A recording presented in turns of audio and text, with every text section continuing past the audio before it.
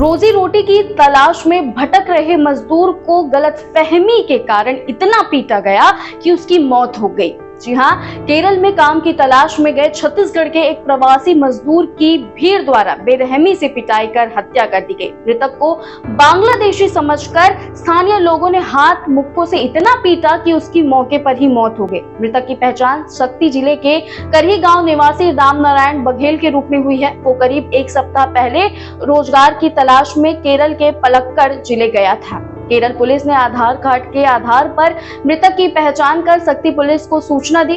Police के अनुसार 17 दिसंबर को राम नारायण की मौत हुई। खबर मिलते ही परिजनों का रो रो कर बुरा हाल है।